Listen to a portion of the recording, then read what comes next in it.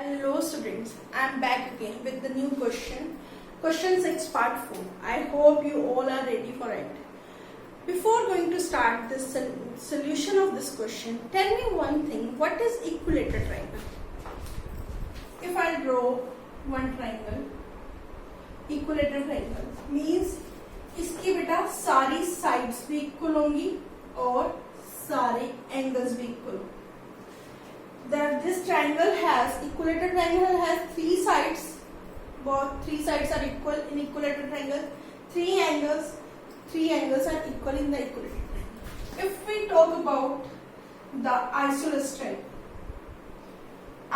triangle में ये side जो होती है इस side के equal होती है. तो ये angle base angle जो होता है इस base angle के equal होता है. ठीक है, दो sides equal होती हैं और दो ही एंगल इक्वल होते हैं. फर्स्ट वाले में इक्विलेटर में सारी साइड्स इक्वल होती हैं और सारे एंगल्स इक्वल होते हैं. ठीक है, सेकंड वाली में आइसोलेस में दो साइड्स इक्वल होती हैं और दो ही एंगल इक्वल होती हैं. स्केलर के अंदर ना तो कोई साइड इक्वल होती है, ठीक है, और ना ही कोई एंगल इक्वल होता है. ठीक है, स्केलर में कोई भी साइड इक्वल नहीं होती, कोई एंगल भी इक्वल नहीं होता. Got it? Now the question says in isosceles triangle the vertex angle is twice either the base angle. ठीक है, let the base angle be. हम यहीं से स्टार्ट करते हैं बेटा, क्वेश्चन के अंदर से हमें आंसर मिल जाता है कई बार. let the base angle be B. ठीक है, अब हमें पता है आइसोलेस ट्रायंगल के दोनों बेस एंगल्स इक्वल होते हैं. In an isosceles triangle two angles are equal. ठीक है, देयरफॉर अदर दूसरा बेस एंगल जो होगा बेटा, अगर हमने ये ट्रायंगल ड्रॉ करी है, इसका ये एंगल बी है और ये दोनों साइड्स इक्वल है, तो ये वाला जो बेस एंगल होगा वो भी क्या होगा, बी होगा. ठीक है, again now we start from this line.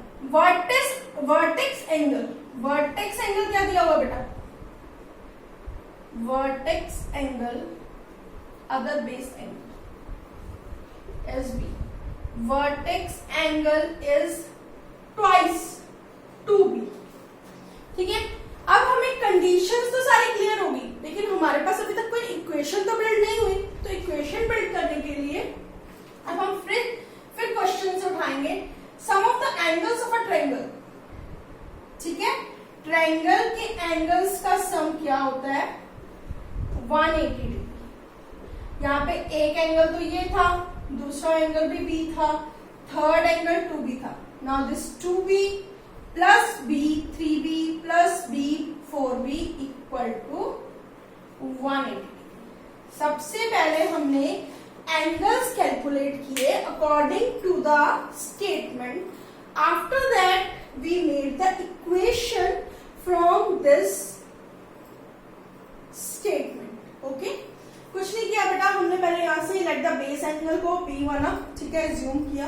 उसके बाद हमें पता है कि एंगल आइसोलेस ट्रायंगल के दो एंगल्स इक्वल होते हैं, तो दूसरा बेस एंगल भी जो क्या होगा वो भी बी ही होगा, क्योंकि बोथ आर इक्वल. ठीक है, again the vertex angle is twice. अब हमारे पास बेस एंगल ऑलरेडी बी था, तो वर्टेक्स एंगल ट्वाइस है, मतलब 2b हो गया.